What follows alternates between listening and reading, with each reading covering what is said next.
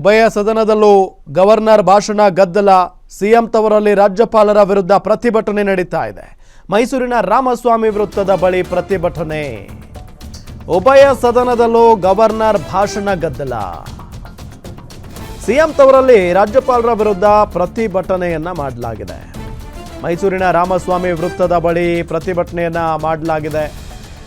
ಸಂವಿಧಾನದ ಪುಸ್ತಕ ಹಿಡಿದು ಕಾಂಗ್ರೆಸ್ ಕಾರ್ಯಕರ್ತರು ಪ್ರತಿಭಟನೆಯನ್ನ ಮಾಡಿದ್ದಾರೆ. ರಾಜ್ಯಪಾಲರು ರಾಜ್ಯ ಬಿಟ್ಟು ತೆರಳಬೇಕು ಅನ್ನೋದು ಘೋಷಣೆ. ಮಾಜಿ ಶಾಸಕ ಎಂಕೆ ಸೋಮಶೇಖರ್, ಎಂ ಲಕ್ಷ್ಮಣ್ ನೇತೃತ್ವದಲ್ಲಿ ಪ್ರತಿಭಟನೆ ನಡೆದಿದೆ. ದೃಶ್ಯದಲ್ಲಿ ನಿಮಗೆ ತೋರಿಸ್ತಾ ಇದ್ದೀವಿ.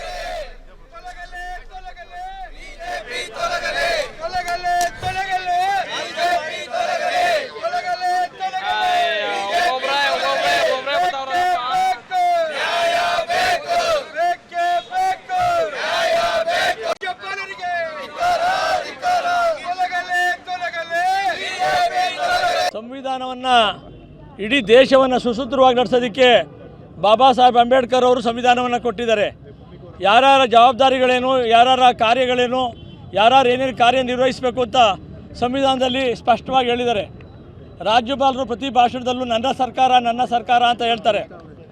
ಇದು ಸಿದ್ದರಾಮಯ್ಯನ ಭಾಷಣ ಅಲ್ಲ, ಮುಖ್ಯಮಂತ್ರಿಗಳ ಭಾಷಣ ಅಲ್ಲ. ಇದು ಇಡೀ ರಾಜ್ಯ ಪರಿಷತ್ತಿನ ಸಂಪುಟ ಸಚಿವರು, ರಾಜ್ಯ ಪರಿಷತ್ತು ಸೇರಿ ಮಾಡಿದಂಥ ಈ ರಾಜ್ಯದ ಅಭಿವೃದ್ಧಿ ಬಗ್ಗೆ, ರಾಜ್ಯದ ವಿಚಾರಗಳ ಬಗ್ಗೆ ಜನತೆಗೆ ತಿಳಿಸ್ಬೇಕು ಅಂತೇಳಿ ಈ ಸರ್ಕಾರದ ಮುಖ್ಯಸ್ಥರಾದಂಥ ಹೆಡ್ ಆದಂಥ ರಾಜ್ಯಪಾಲರಿಗೆ ಸೂಚಿಸ್ತಾರೆ.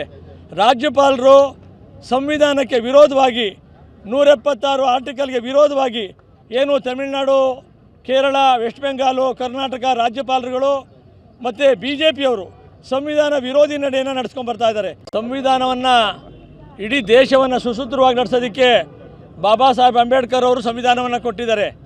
ಯಾರ್ಯಾರ ಜವಾಬ್ದಾರಿಗಳೇನು, ಯಾರ್ಯಾರ ಕಾರ್ಯಗಳೇನು, ಯಾರ್ಯಾರು ಏನೇನು ಕಾರ್ಯನಿರ್ವಹಿಸಬೇಕು ಅಂತ ಸಂವಿಧಾನದಲ್ಲಿ ಸ್ಪಷ್ಟವಾಗಿ ಹೇಳಿದ್ದಾರೆ. ರಾಜ್ಯಪಾಲರು ಪ್ರತಿ ಭಾಷಣದಲ್ಲೂ ನನ್ನ ಸರ್ಕಾರ ಅಂತ ಹೇಳ್ತಾರೆ. ಇದು ಸಿದ್ದರಾಮಯ್ಯನ ಭಾಷಣ ಅಲ್ಲ, ಮುಖ್ಯಮಂತ್ರಿಗಳ ಭಾಷಣ ಅಲ್ಲ. ಇದು ಇಡೀ ರಾಜ್ಯ ಪರಿಷತ್ತಿನ ಸಂಪುಟ ಸಚಿವರು, ರಾಜ್ಯ ಪರಿಷತ್ತು ಸೇರಿ ಮಾಡಿದಂಥ